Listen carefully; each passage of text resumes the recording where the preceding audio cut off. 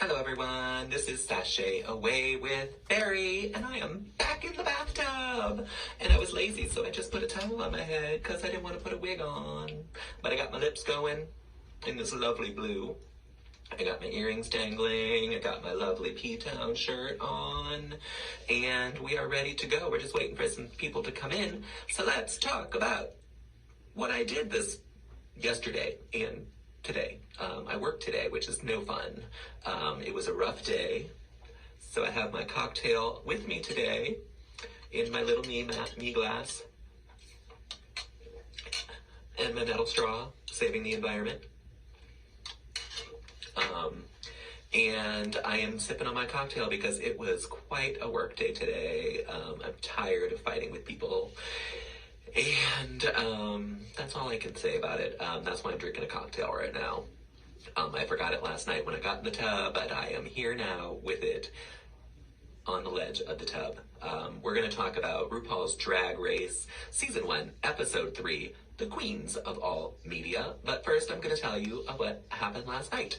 I took part in the PEG Digital Drag Fest 2020 last night, and I saw Vendela Creme, which was amazing. She is such a fun performer. She had some minor technical difficulties. There was a lot of digitization on her. I don't know if it was her connection or if it was just, it was kind of, it was weird because it was like when she was super close to the camera or far away from the camera. Other than that, it was fine.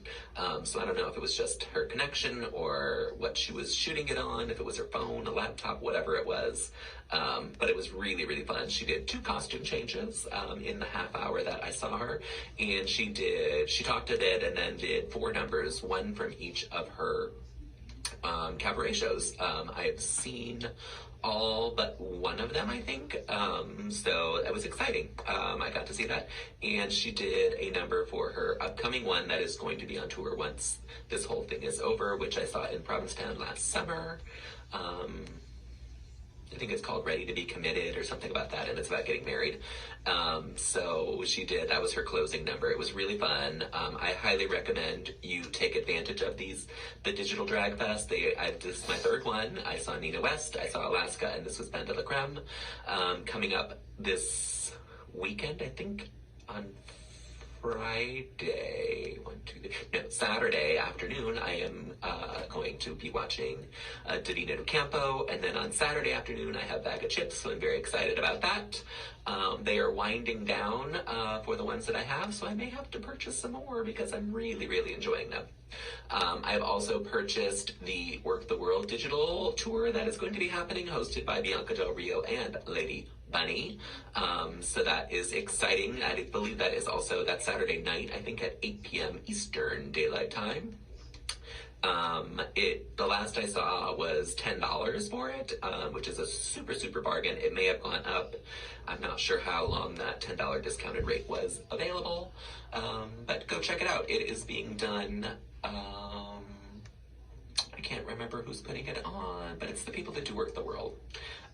Maybe Voss Events, I believe it's Voss Events. So just go to vossevents.com and you should be able to find it right there. And join me. I'll be in the room so we can chit chat with each other. But let's just get right into RuPaul's Drag Race Season 1, Episode 3, Queens of All Media. We lost the wonderful Miss Tammy Brown on the 2nd episode. She kind of gave up and didn't even bother lip sync. I think she was done. This was not her thing. But she did come back for All Stars 1. So maybe it was her thing. I don't know. And she still shows up at all the drag cons, which I love. And I see her at every single one. Pardon me, I'm taking a sip of my cocktail. And the 7 reigning queens are told that this week they have to do a media challenge where they are going to emulate Miss Oprah Winfrey. And this is not an impersonation, it is just an emulation. They are supposed to take the persona of Oprah and make it their own. Chanel thinks she has it in the bag. This is her challenge. She's the biggest Oprah fan in the room. And so she's already thinks she's got this one. That is always a bad sign for a queen when they think they are the best at something, because it never works out that way. Nina Flowers is a little worried because she's never seen Oprah. She doesn't know much about her. Maybe they don't get it in Puerto Rico, or maybe they just don't care. I don't know. So she knows who Oprah is, but she's never actually watched the show, so she's a little worried about that. She also has a little bit of an English problem. She's not the best English speaker out there in the world, but, she's... I didn't even turn my light on. Hold on 1 second. There we go. Oh my God, that's so much better. Sorry about that for those who are watching. That was a mistake on my part. And now my lips look really good. Not gonna lie about that. Sorry for all of you that are just listening to the podcast. You can't see me. If you go on my Insta story at sashayawaywithberry.com, it will be there, because I do post these once the videos are done, so you can see it there. You can also see it on my YouTube page, which is BHBrown13. I will post it on my website under the drag news section, which is sashayawaywithberry.com. My teeth look really yellow. I hope that's not what they really look like, but they probably do. I drink a lot of tea. I don't drink coffee, so it's not coffee stains. It must be tea, or I just have gross teeth. But I don't, because they're actually pretty healthy now. But that's fine. Anyway, so Nina is worried. Jade is taking it very literally and is starting to paint herself in kind of a blackface.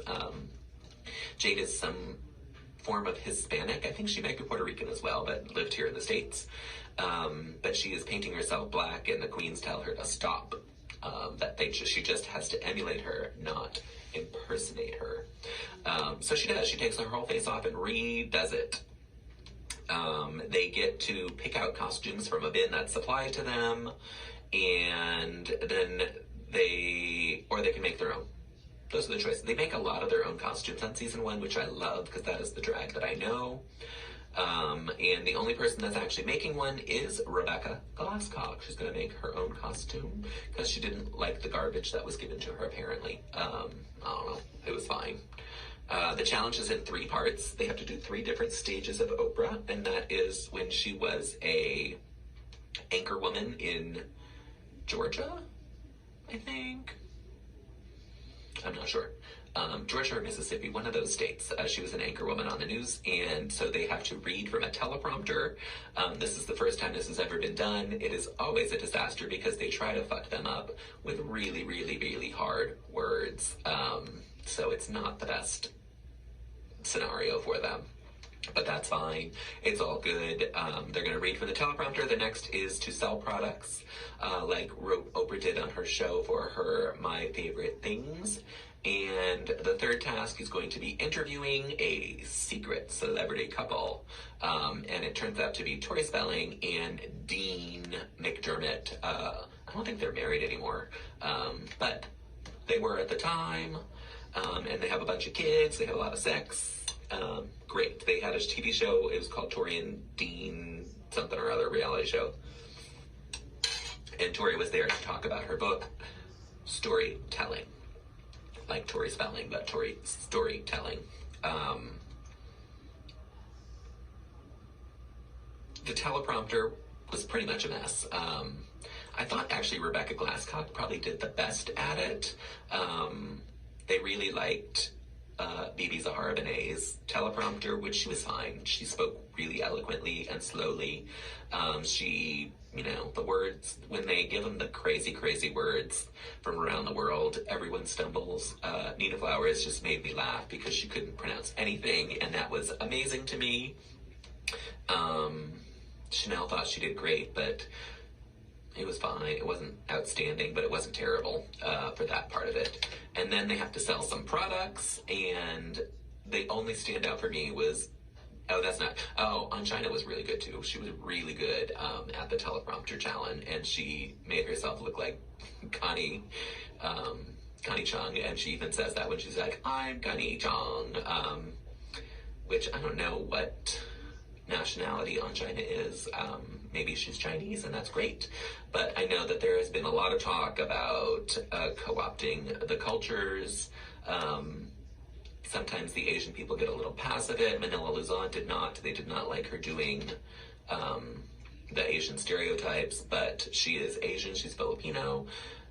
So I don't know what Angina is.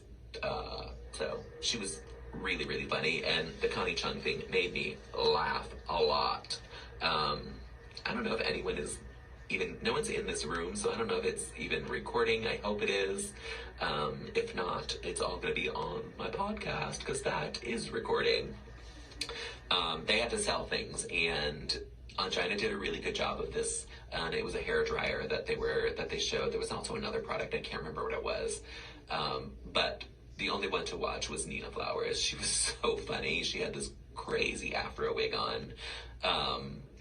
And she held the hairdryer to her face and said, "You just turn it on and blow. Shh." And then she made the sound effect. It was wonderful. Angina dried her armpits with it. BB's did a different one, and I can't think what it was.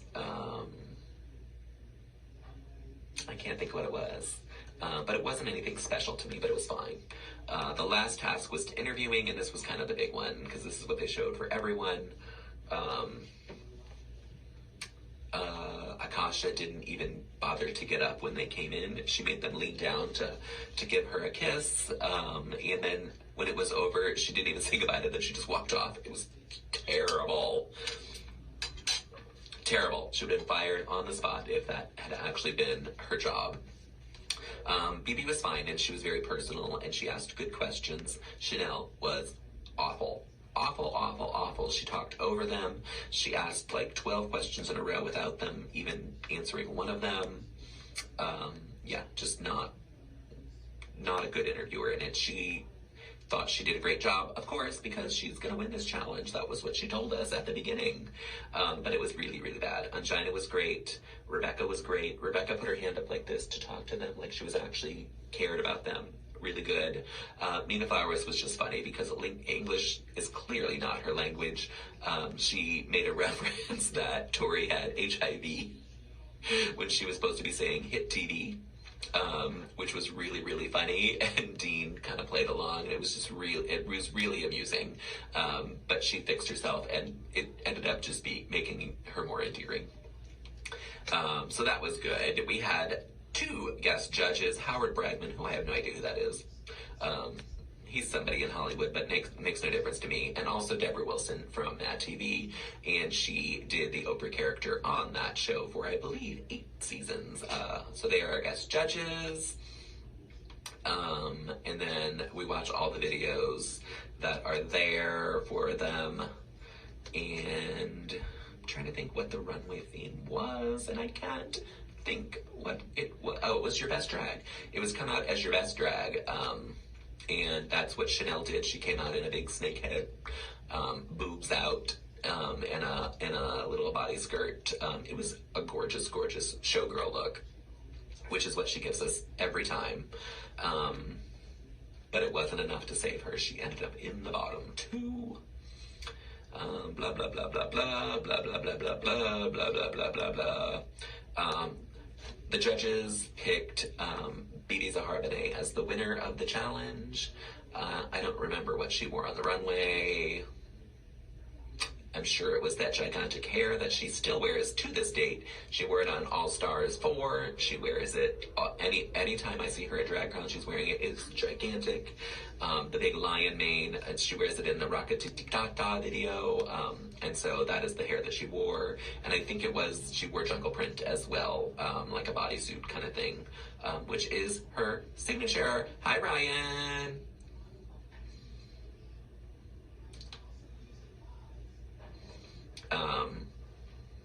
Ryan, I just announced your queen winning the challenge, Miss BB Zahara Benet, winning the challenge, the Oprah challenge. What do you have to say about that? I'm gonna have a sip of my cocktail. She's not even paying attention to me. Let me wave at her and see if I get her attention. But our bottom two is Chanel and Akasha. This is Akasha's third week in a row in 3 episodes to be in the bottom. So it's kind of a kiss of death. 3 times lip syncing is basically the norm, that you're going to go home. Our song is The Greatest Love of All by Whitney Houston. And I think they both actually did a good job with this song. But Chanel's big headpiece comes off. She rips it off. She rips her boobs off. It was kind of it was supposed to be her vulnerable moment, because they keep telling her that she's not vulnerable. So it was her vulnerable moment, and that is the way it is. So we say goodbye to Akasha. And she will not be missed. She kind of had a bad energy on the show, and that is that. That's all I have to say. Ryan, are you listening? Hello, Ryan.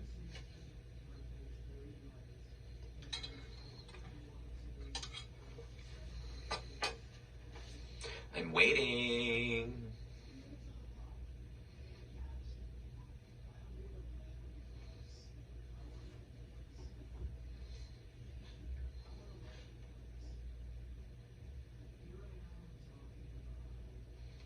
Ryan's ignoring me. I hope he's getting a cocktail. Maybe he's taking a poop. I don't know. But she's ignoring me. She's the only one here. Let's talk about Drag Race Season 12 for a moment. And I'm going to try to pull up something online. Give me a moment. Because this week is Snatch Game. And if you haven't seen it already, the first 6 minutes are out of this week's episode. And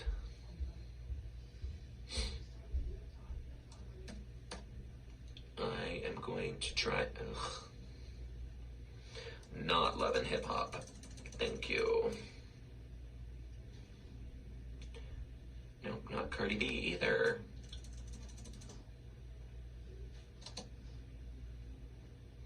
RuPaul's Drag Race Season 12.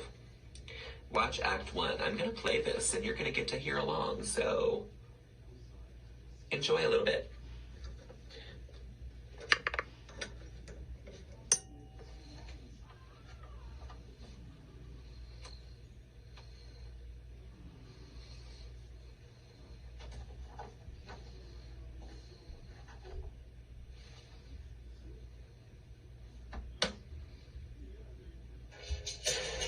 Here we go, everyone.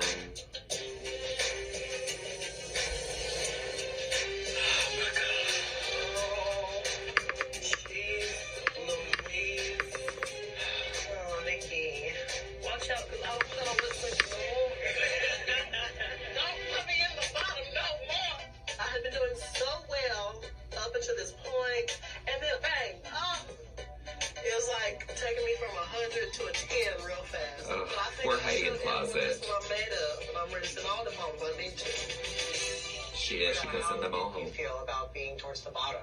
I was shook, honestly. I don't know why I was in the bottom. And I don't know why, honestly, why my scene partner wasn't in the bottom with me. Again? We're doing this again. Why does she get a free escape when all of our stuff was together? All we can do is try to bring what the judges are asking from us specifically. Just because Britta views herself as a strong competitor and is upset that she is in the bottom this week, she feels like somehow that's my fault. Look, we all were great in this challenge. There is no mother freaking excuses anymore. So you better be on your P's and Q's. And it's not RuPaul excuse right there. Let's go. Amen. This Britta and Ada thing is making me crazy.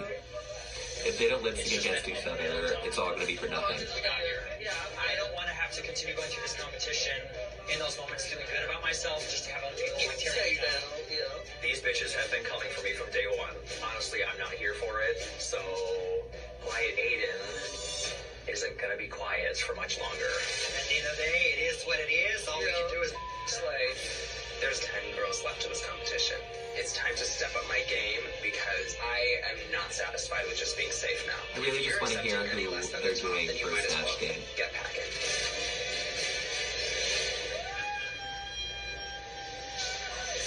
Oh, Gigi whipped her hair and a wig came off. It was not pinned down or glued down at all. 1 year supply of Anastasia Beverly Hills Cosmetics and a cash prize of $100,000.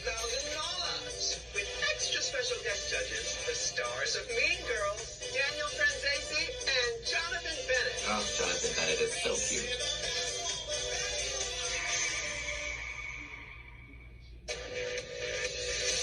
Another day to see the light. Run, Drag Race. Top 5. It's a new day in the workroom. I haven't won a challenge yet. Just Jan has been just safe. So I'm ready to slay whatever is coming my way.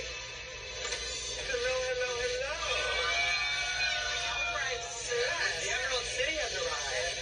Now, ladies, for this week's Maxi Challenge, we're playing the Snatch Game. Yes, the Snatch Bring a celebrity Game. you can impersonate, then make me and the world laugh. RuPaul, Charles, done shook up the building. It's the mother Snatch Game. No, she didn't. They do this every season. Come on, Widow. Start your engine and make the best woman win. I just want to find out who these queens are doing. I hope they're going to tell us. I want to know who everyone's doing. Yes, The me too. Snatch Game shows the drag queens at their celeb impersonation best. Or not so best. Britta, what are you thinking of doing? Jennifer Holiday. Jada, what about you? All right. I'm doing Cardi B. Shut up.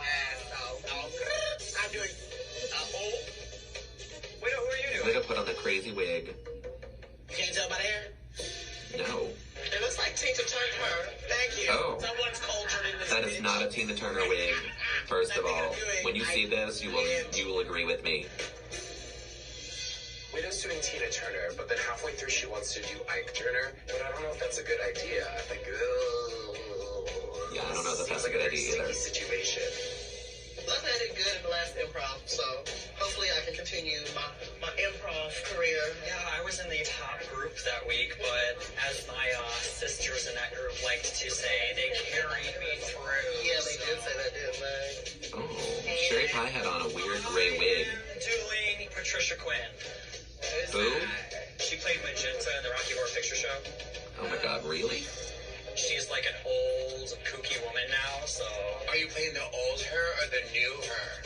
The more current old her, yeah. She's somebody that I've met personally and I've had lunch with. Really? Oh, okay, cute. I hang out with my mom doesn't mean she's funny. Good luck, bitch. And she doesn't have any scene part. Sorry. This one.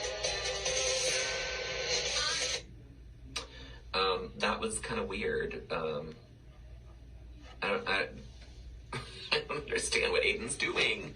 I know who Patricia Quinn is now. I would not have known her from her name. But she was Magenta in Rocky Horror Picture Show in the movie. Apparently Aiden has had lunch with her. She's going to play the older version of her. No one's going to know who that is. No one knows who she is. No one's going to know by that name. So she's going to have to spell it out for everyone. It's not going to work, I don't think. Britta doing Jennifer Holiday, I don't know what she's going to do for that either.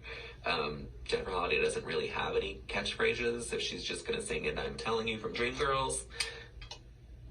I don't know, maybe this is the episode. Maybe we get Britta and Aiden lip sync against each other finally.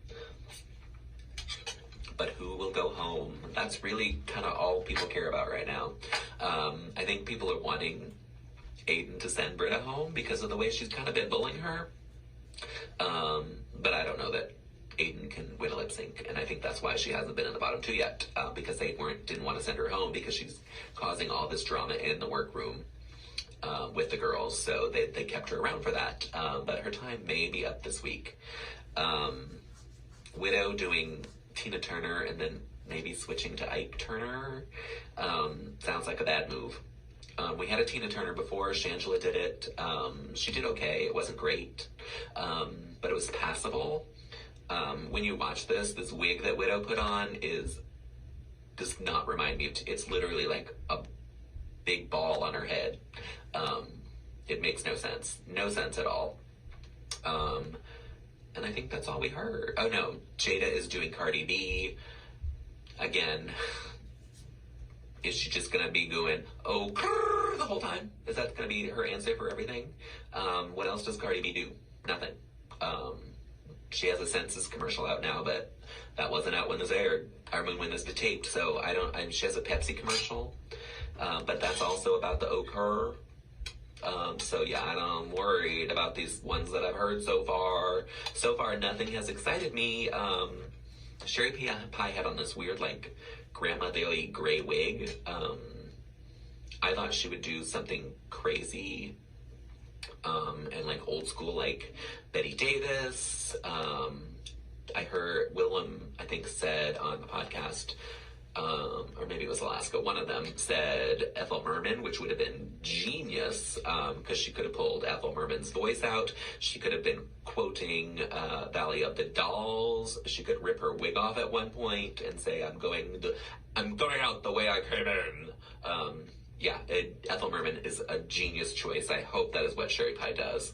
But that's all we got. We didn't get anything else. So I don't know who anyone else is doing.